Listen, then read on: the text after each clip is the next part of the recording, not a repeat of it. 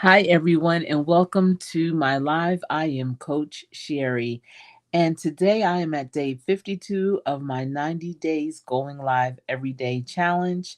And this challenge is leading up to my Sweet 16 here on YouTube. I will be Sweet 16 in June. That means I've had my YouTube channel for 16 years. That doesn't mean I was a content creator for that long. I started out as a viewer and eventually starting to see content that resonated with me, content that I was an expert in and wanted to share also, and realizing that YouTube is a way to, leave a part of who you are behind. It's for your legacy, it's for your future's future. And so that's why I decided to start being a content creator. And I really love it. I have met some great content creators. We've done some wonderful collaborations. And I just really love having information on here. So, since I've been doing these lives every day for 90 days, I have decided to, well, just this week, to have kind of a theme for each day. So this helps me be more targeted with my content, have more focus. I see Elevate with Vern is in the building. How are you doing? I know that you were so excited going to Niagara Falls. I caught the replay of your live today when you were talking about it and meeting up with Kevin, Tuber Chat, Connect and Grow. I think that's awesome. And Slasher Chick is here. Happy Wednesday to you. Happy Hump Day. I hope that you all, if you don't know each other, definitely get to know each other. Use this chat if you must, but also go back and check each other's content out. I think you both would really enjoy your channels. So, Slasher Chick, you actually gave me a good idea yesterday, I believe it was, when you had said, you know, maybe especially with the Sigma female, use some of the questions that people had, since that was a very popular video that I did, and utilizing some of the questions that viewers had for me, and responding to them on my channel as one of my videos. And so I did that with the how to improve SEO on YouTube, because I wasn't even looking to see, um, I wasn't looking for SEO. I didn't have a video about SEO. I didn't have any questions about SEO. However, I made a video and someone had left me a message. And I don't know if you've received messages like this. Typically, I'll get them in my inbox, in my email, but I once in a blue moon will get someone to leave a message on under one of my videos, and it's basically a solicitor. It's someone that's trying to generate business, and I get it. It's almost like knocking on a door or cold calling, and they will say, they could do this or that for my channel. They've noticed this or that. Now, I'm not even sure how my channel gets on their radar. I don't know what they search to find it, and then for them to do the deep dive that they do is a little concerning to me. However, this one that I got, which was on a video that had no relevance to how to improve your channel, anything about keywords or anything like that. But this viewer, yeah, Vern, you're right, it's a scam. Absolutely. um oh, you going to Niagara Falls? Okay, yeah, definitely. Yes, I blocked them too.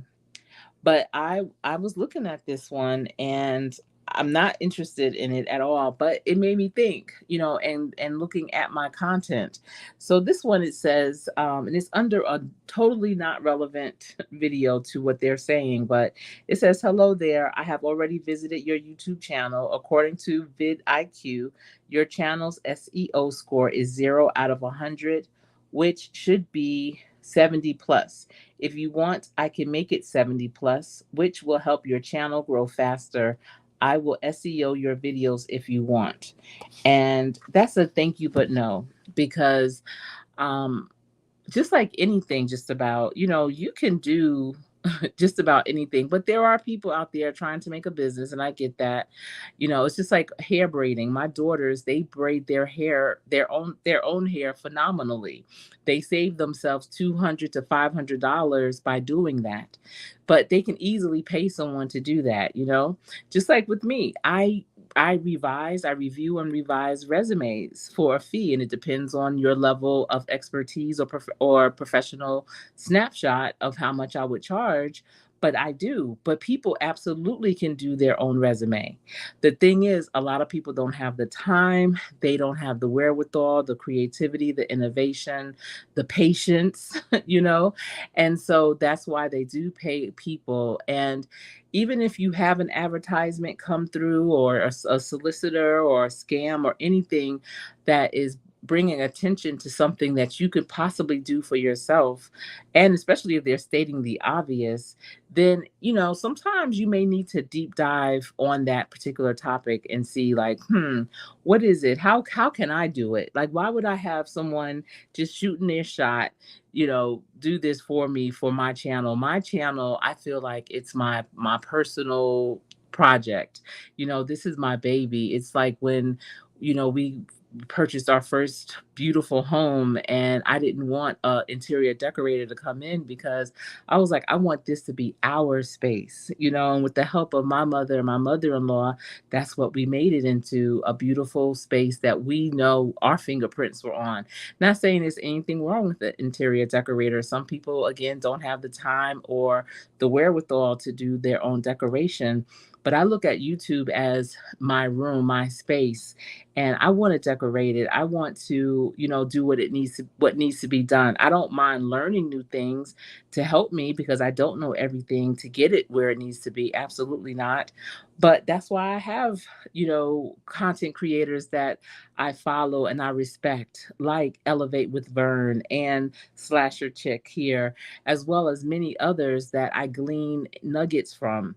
I know back in the day, before social media was a huge thing, or even a thing, I want to say, um, community colleges in particular would allow subject matter experts to come in and have courses. And some of them still do this, where if you have a specialty, a level of expertise in a particular area, you can talk to it's called continuing education department, and say, listen, I would love to have this course as an offering.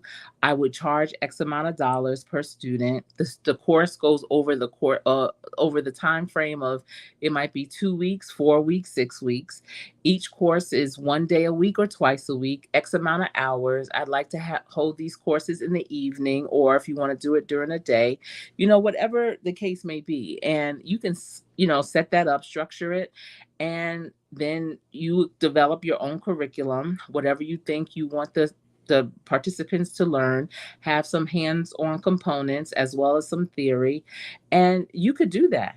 If you can prove to them, and you have a great bio or resume, if you could prove that you have proven evidence, proven examples of your work and success in doing it, there are some schools, especially in rural communities, that absolutely will let you come in and do that. I haven't seen, yeah, no, I haven't seen any regarding social media, but I would love to take an in-person class like that on, different elements of YouTube. And I know that, again, by being connected to content creators, I absolutely glean nuggets from that. There are people that do courses online, and you follow along, but there's that special type of learner of a certain type of age, like myself, that loves to be in person, and being able to have, myself and my items tangible, as well as, having access to the instructor right there, where they can come over, look over my shoulder, and help me get through whatever barrier I may be at. Now, of course, if you are taking a online course, especially if you're doing something one-on-one, like a coaching type of course, or situation, I mean, I've done certification training one-on-one when I went for my global career development facilitator certification. You could do that as a class, or you can hire someone that is a actual instructor, and you have to pay a little bit extra to get that one-on-one, but I really preferred that one-on-one because I was able to go at my own pace, and she was able to deep dive with me all the things that I needed to do and learn for that certification. And that's how I feel even with like a course to help me enhance my YouTube channel. I would love to do that like one-on-one. I know if you do it or in a classroom setting, if I did it one-on-one online, then you can share your screens. You know how if you are doing a Teams call or WebEx or Zoom, and whoever is presenting, they can have access to sharing their screen. So this way, if I'm trying to troubleshoot through something, the person can help me troubleshoot it that way. But in real life, I would love to just have it in person with a classroom full of people, because you can glean off of other people. People are at different levels, and we all can learn and grow together. So for you, those of you who are content creators and who are killing the game, who are doing things exceptionally well, you might want to look into that, to go to a community college, a local community college, and write out a proposal of the course that you would like to teach, and have that be one of their offerings. Because community colleges, they have associate degree programs, they have certifications, as well as courses and classes. The courses could be notary, to learn how to be or get certified to be a notary, even electronic notary, how to write grants.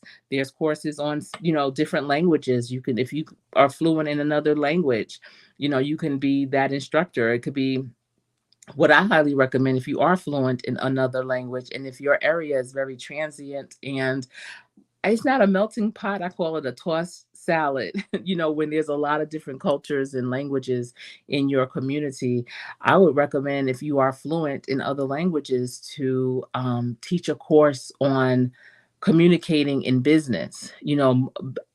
Phrases that are most commonly used in business, in customer service, in sales, in marketing, in finance. Whatever those most commonly used phrases, teach a course on that. There's so many different ways and streams that you can have. Listen, this is not even what What's Up Wednesday was going to be about today. It's about how to improve SEO on YouTube. And let me see. I see y'all are speaking. Let me see. Okay, the Niagara Falls. I saw that. Everyone is speaking. You could deep dive for me. Thank you. Right, after you give them $5,000. Yes, and you can do that yourself. Absolutely. Thank you, Vern. Absolutely, for that. So, I wanted to come and talk to you about the SEO. So I looked into it, and it's so crazy how in life something makes things seem more challenging than they really are. And I want to say that something is you. So sometimes you get in your own way. And I feel like with my channel, I have been in my own way. I stay in my own way for certain things, you know, things that I don't know, just for certain things. I don't know. And then there's some things I'm fast and furious with. It just all depends. And that's okay. And I give myself grace over that. The point is, I can recognize that. And so that's half the battle right there. So when I was doing research on how to improve SEO on YouTube, y'all, improving your SEO on YouTube is what I do every single day.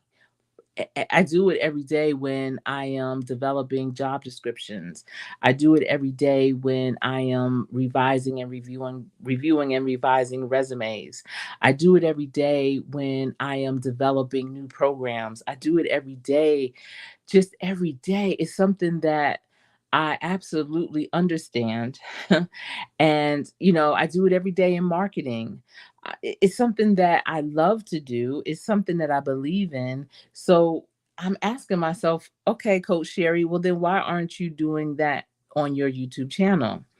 And I think it's because, my YouTube channel was more of an outlet. And like I said, and I've said it before, it's my legacy. It's the wake that I'm leaving. It's my, it's my wake. It's my it's my gift to my future's future of information. It's for me to share information for those who are currently tuning in. It's for my, sharing information for those in the future that are searching for the information I'm sharing as today, because my content is evergreen. But I if I did it with more intention and had more purpose, I know that it would be much further. And, this 90-day challenge has definitely revealed a lot of things. I really enjoyed your video today, your premiere slasher chick on, the things that you've learned in this process so far. And it was really deep, and it's well done. I'm trying to tell you, and I hope that you're not worried about your view count like as of today, because girl, your stuff in the near future is going to blow up so big, because when people catch on to your content and how you put it out there, what? It's remarkable the way that you use video, AI, and it's all very simple and understandable. It's bite size, it's digestible, it's everything. And I can't wait until you get that viral moment. And once you get it, for one, people are going to continue to come back because your stuff, the way you put it out there, is real. And I'm just shocked that no one else has bit into it because it's the bite that keeps giving. It fills me, and I enjoy it. So, but at any rate, I listen. This is what's up Wednesday, so I'm good. All right. That would be my next tip to remember. Don't worry about the numbers. Just keep creating. Yes, just keep creating. So with the search engine optimization, which is what SEO stands for, because you might see it SEO. Okay, well, what is that? Well, it's the practice of optimizing websites and web pages to rank higher in search engine results for relevant keyword or phrases. And so basically, I look at it as a resume. When you create your resume, you have to customize it according to the position you are applying for. So many people have standard or template. I call them templates because if you have one resume, you're using that one resume to apply to every position you apply for, then you basically only have a template of a resume, and you are not respecting yourself as a professional or the positions you are applying to, because you need to talk to that position. The people that read your resume need to read it and say, this person is speaking to this opportunity and we need to bring them in to learn more. And so you have to customize it according to the position. So whatever the position title is, whatever the keywords that are laced in the description and the qualifications and the requirements and such, they have to be reflected in your resume. So just like with a YouTube video, whatever your message is, your title should reflect it. And in your message should be laced keywords, in the phrases that you speak, as well as in your description box, as well as in the tags that you add to your video. And I try and do that, y'all, but I have been using a template. If I'm going to use that same, analogy as I do for a resume, a person that just uses one and applies to all, I have slipped on that. You can get lazy.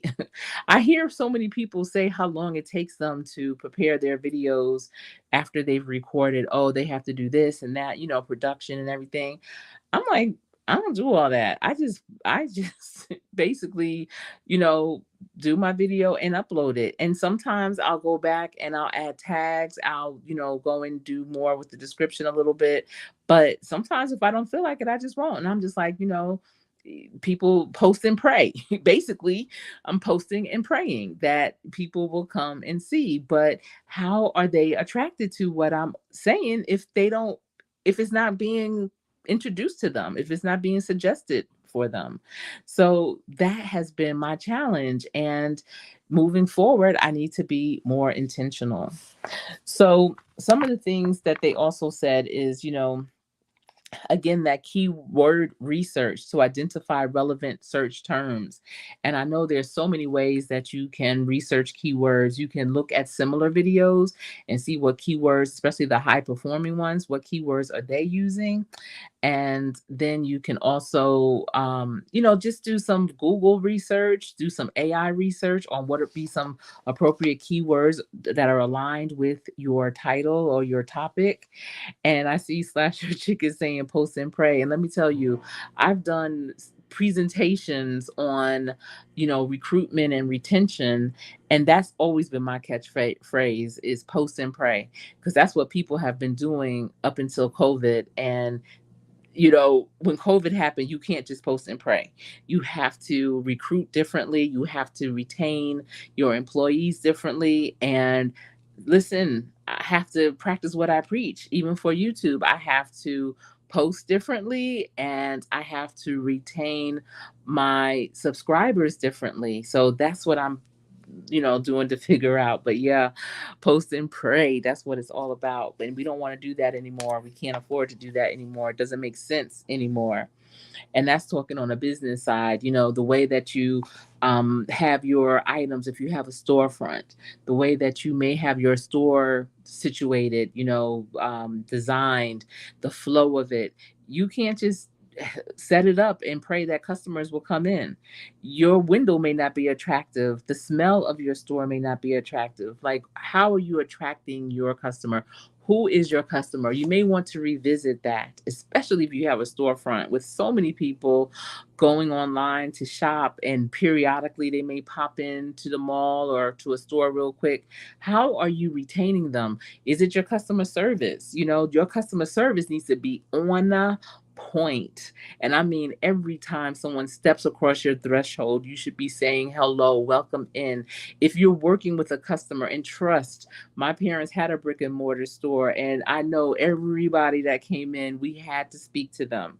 And even if you were working with a customer, you would let that new customer know, I will be right with you, but you still are maintaining whatever, transaction you're doing with that current customer. But every customer wants to be acknowledged, regardless if they come in disgruntled or whatever. My father would say, listen, I don't care what they have on, you treat every customer like they are a millionaire. And you just never know, because the millionaire next door don't come in Gucci down, Fendi down, Louis Vuitton down. They are coming in with some, scraped up sneakers, perhaps some leggings, an oversized t-shirt. You would never know. The millionaire next door does not show up like you would think. So be very mindful of that when you are dealing, especially if you have a brick and mortar or just any type of customer based business. All right. So the next is optimizing your titles, headings, content, images with those same keywords.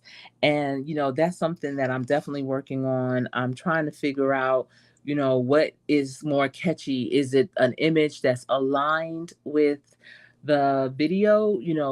Because you can easily on AI, if you have a title, if you are doing research using AI, you can, ask, well, what images would be a lot, associated with this. I use Word Swag as well, and that's a really good place. They use Pixabay and I forget the other type of images, but they're all license free. You don't have to worry about any challenges with copyrights or anything, trademarks. So I like to use that. You can add words to it, but I know a lot of people add the words and images, their picture, colors, all that.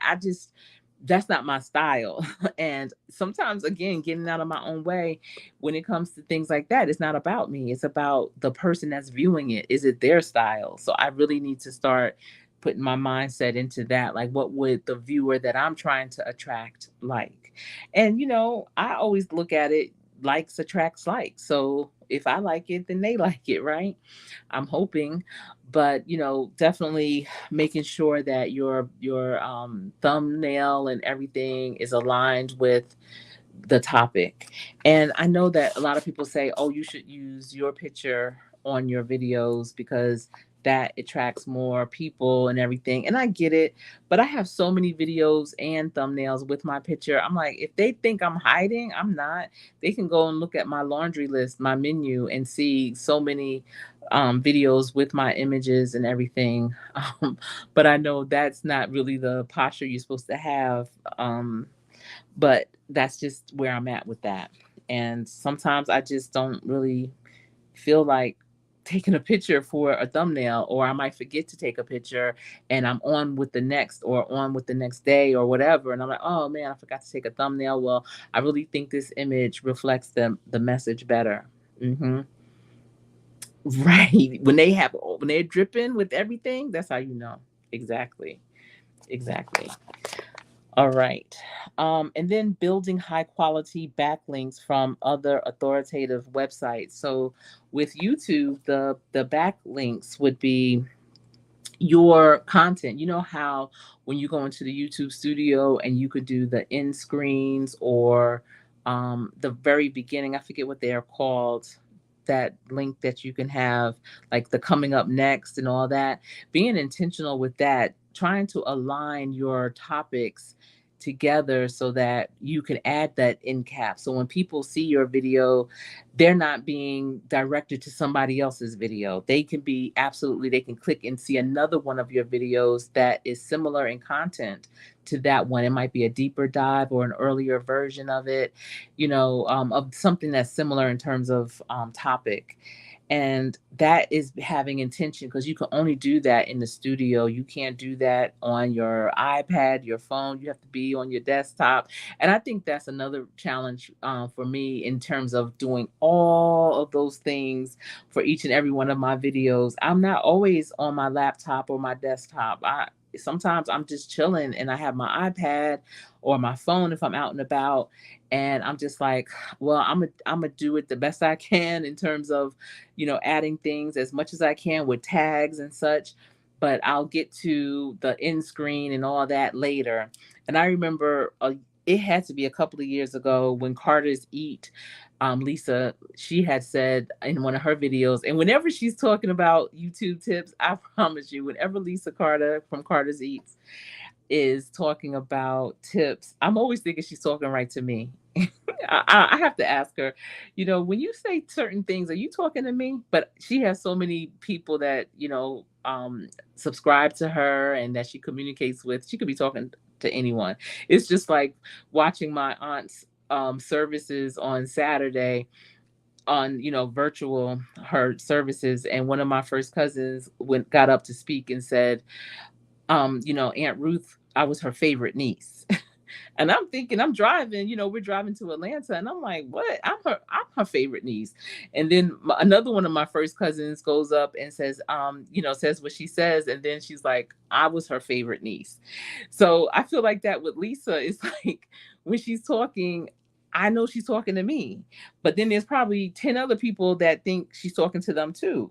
So I don't know. But I remember a few years ago, Lisa said, keep your videos private until you have done all of that back office stuff, until you have done the end screen, put all the tags, did all the research. And then when it's ready, you shake it out and you post it up. And know that's some good advice, y'all. That's real good advice. It is. But I'm just like, I got to get it out. If I'm doing it right now, I got to put it out right now. And maybe that's why I like lives. I think that's why a lot of people like lives, because they don't have to do as much editing. But when I'm doing a pre-record video and I'm just like, I did it and let me get it out here, you know? I know Elevate with Vern, she does a lot of lives. And Vern, maybe, I don't know if you're still in the building, but do you do them because you don't have to do as much editing? I would like to hear that. And also with you, Slasher Chick, do you feel that you have to do more editing for like your premiere today, your pre-recorded? I feel like your lives, Slasher Chick, are just as edited, like you do a lot within your live that's almost like a pre-recorded. So I don't know, if how do you feel about that? If you do a pre-record, do you not public it until you have done all that back office stuff, I wonder. Um, so let's see. Um, oh wait, it's a lot going on. Allegedly, folks want to see a face, keep one main headshot and use the same one. Yeah, and I know that you can easily do that. Some people do that, but then I'm like, are people checking for the clothes? Like the clothes are different, you know? Does that make it less authentic or relevant or, today? And this is one of the things about love YouTube. There's always something to learn. Always, always. And you usually upload from desktop. Never try. Oh, I always upload from my phone or my tablet. Once in a blue moon, I may do it from my desktop, but um, that's not common. Right? I think she's talking to me, and I'm gonna actually text her after this. I'm like, Lisa, when you do stuff and say stuff on YouTube, I know you have like, I don't know, 15, 20, 50,000 viewers, but are you talking to me? Yes. Yeah, and that's like, I guess it's like when you go to church and the preacher is preaching to you and you thinking, I mean, his message or her message is that, is what you needed to hear.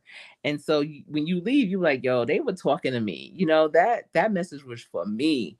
So I guess that's the same thing. Yeah. And so Vern, you find that the lives, I mean, you still get great content out there and it, it's and it's more interactive. Like your lives are very interactive, and I know you do YouTube and IG at the same time, and so it's like double dutch. I'm sure for you because you have to go from one platform to the other, but it's still very seamless. I don't feel like when you are maybe talking to the IG group that you are neglecting the YouTube group. So you do that very well. Not a lot of content creators can do that well. So let's see. Slasher Chick is saying, yes, that is the best practice on how to publish videos. But I hear you because I'm like, this is as close to done as it's going to get to publish. And let me tell you, I have to do a lot of presentations throughout the year. Presentations, I'm on panels, different trainings, whatever.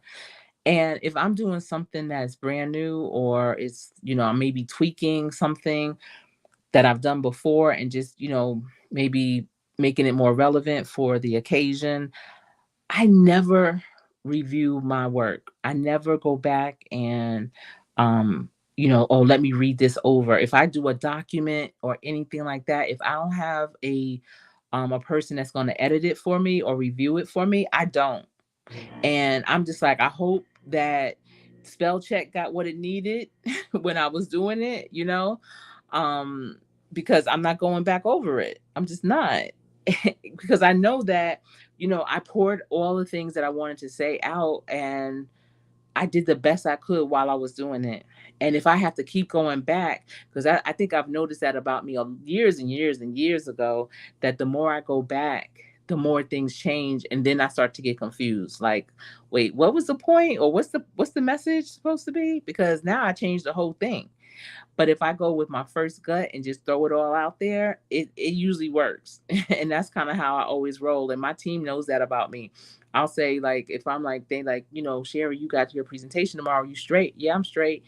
And then I'll do it. And the next day they be like, wow, your presentation was good. But and I'm like, that's the first time I've really even seen it since I made it. Like, and that's kind of how I am with especially my pre-records. It's, I may, if the beginning of them are real crazy, I might stop and just record it over. But usually I just go with whatever I got. And I remember one time one of my daughters was like, you can edit that out, right? You don't have to start over. You could just, and I'm like, I don't even want to know how to do that. I'm just trying to do it one and done, like straight through. And that's what I'm doing. Yes, to be a format with, to be able to repurpose the live. Yes. I hope, my hope on the, like, that's my hope on the live format to be able to repost the live. Okay. And so premieres allow you to do that too, for sure. And I don't know how folks manage a multi-stream. Kudos to you, Elevate with her. Yeah, she does a great job with it, y'all. Mm-hmm. And I know some people do YouTube and Facebook at the same time. I don't think I've ever seen anyone. And Vern, you may have done it, YouTube, IG, and Facebook at the same time. Have you ever done all three at the same time? Yes, you want to move on to the next. My children, they do keep trying to help me. Oh my goodness. I have such, that's why I think my kids have been so good because I've been so bad. I'm the one when people say, "Did your kids ever give you problems?" I'm like, "No, I gave them problems." Like I'm the one. If there's a tantrum to be thrown, I'm throwing it. So it's yeah, it's crazy. I'm a different type of mother. My husband's a different type of father. We didn't follow any blueprints. We have great parents for sure, but we did our own thing and it's worked out. Let's put it that way. All right. So the next is ensuring technical factors like site speed, mobile friendliness are optimized. So I do know for like the banner on your YouTube channel, it you should make it because Canva has some wonderful options, but you have to make sure that it looks good on a mobile device as well as television. And I remember the banner, I didn't really care about the banner too much until I believe it was Elevate with Vern and maybe Tuber Chat and Grow. I want to say they were the two channels that used to do like and Vern may still do it, the page reviews like periodically where they would go and if you wanted your page reviewed, they would do that. And having a banner that reflects your channel was definitely a takeaway that I got from that. And I've had several different types of banners, just trying to find the right fit. And finally, I think I have the right one. It's very basic. I mean, it doesn't have all this blah blah blah to it. It's just to the point. But I did make sure that it looks just as good on the television as it does on a mobile device, because those two things can look very different. And I feel like, you want to try to be consistent and have the person that is watching your content have the same type of experience, no matter what device they're looking at it on. And that's the technology piece for sure. I'm failing on my banner because I don't give any channel context. And that's the thing, I guess when you are still trying to really narrow down your brand, and even if you do have your brand narrowed down, what does that look like what words do you use? Sometimes it's just your name. Heck, I've seen plenty of brands and it's like a white background, black letters, and it's their name and that's it, period, and that speaks for itself. Your content slasher chick, it definitely speaks for itself. And that is like a minimalist kind of way of doing it, I think, too. Mhm. Yeah. Thank you. My daughter made it. My kids trying to get me together. My daughter told me she didn't like my other banner, and so she took it upon herself to create my new banner that I have. So I'm very pleased with that. And then creating good user experience with quality, valuable content. And that's something that I really want my channel to give people is valuable content. Just like anything else, if I'm speaking, if I'm in a situation where I'm presenting or anything like that, I don't want to just talk to talk. I want people to be able to glean something from it.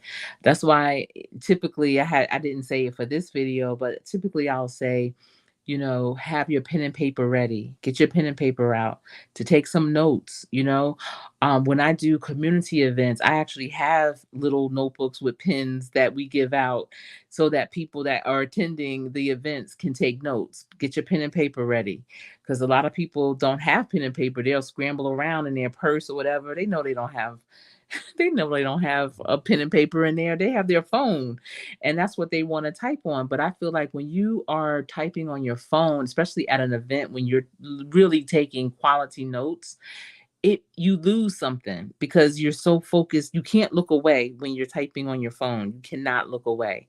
But at least when you're writing, you can pause, look up, and then continue, or you can even continue writing if you know the diameter of your writing thing, your book or paper, you can like look up and still write, but you can't do that with the phone. So your attention, it's like a level of your attention is missing when you are taking notes strictly from your phone. So thank you. I'm gonna let her know that. I'm gonna tell her that. Thank you for that. And so, definitely, um, for me, I think value is important.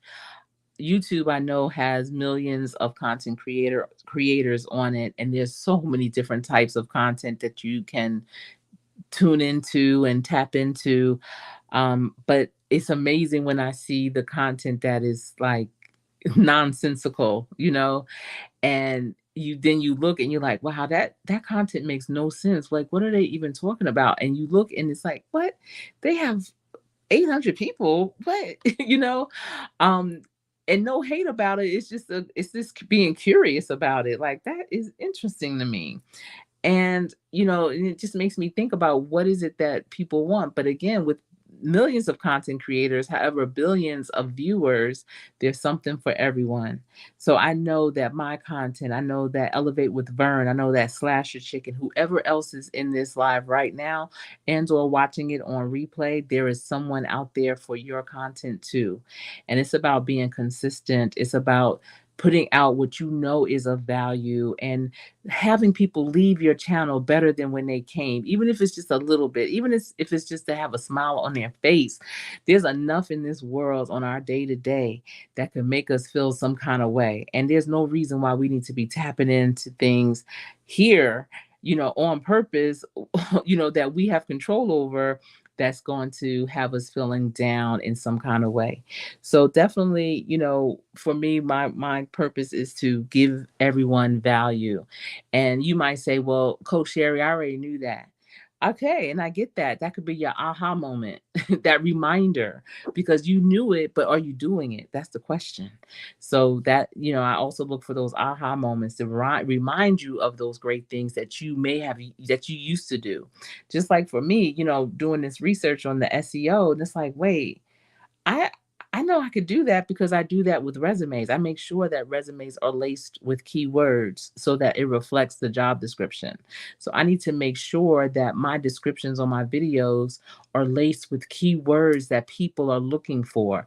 I need to make sure my tags are keywords or phrases that make sense, that people, they're looking for this new information, and when they type that in, then my video will come up. And that's going to be important moving forward. So um, I'm going to definitely on this weekend, you know, look at ways to, spend like a few hours, not all day for sure, but a couple of hours, and just like Elevate with Vern was saying, and Slasher Chick, I could do this myself.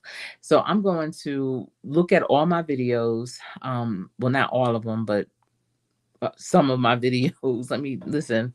Some of my videos, and I'm going to look and see what the titles are saying. Are the titles speaking to me? Is it something that the person that I have, my target audience, the people that I have on paper that I'm trying to attract, is this a title that will attract them? Is the thumbnail a picture or image that will attract them? What is the description saying? What are the tags in that video saying? And I think that's something else that content creators may have a challenge with. They think when they post the video, it's one and done, and there's no revising or going back. But again, just like a resume, you may have that template that you paid money for, that somebody put together for you, but it's not for everything. You can go back and you can revise it again. You can update it. And that's what I'm gonna do. I'm gonna update quite a few of my videos. And I believe, and if someone's in here that knows different, I believe when you update it, it kind of reintroduces itself to the network. It's like, hey, I had a facelift. I'm back. Like, check me out now. How you like me now? And so that's what I'm going to do with my videos. So I'm going to improve my SEO on YouTube for my content, and I'm looking forward to see the results that come from it, because I am approaching my Sweet 16, and I have some thoughts about what I'm going to do with my channel and my content after this 90-day challenge. Here I am at day 52. I kind of feel like I'm at day 53. I think I must have forgot to change a number or something, but that's okay. Um, I'm okay either way. But I'm still on this journey on this course, and like Slasher Chick said, I'm building my YouTube memory, my muscle memory for YouTube. I can't remember exactly how you said it, but it's something to that effect, and I get it. And I'm excited for it still. And that's the thing, when you lose excitement, when you lose the passion and the drive, then there's that problem. But I have not lost that. So okay, yep, I'm gonna try that, Slasher Chick. And if you feel the same about some of your content, let's do this together. So everyone, that is all I have for you this evening. I will be back tomorrow for day 53. It has been my pleasure sharing this information with you. I hope that you were able to catch a nugget or two for What's Up Wednesday, how to improve SEO on YouTube. Remember, every single day, practice. I'm trying to tell you, practice, because when you get in the game, and you will, I want you to take that shot and make it so that you can win. I am Coach Sherry.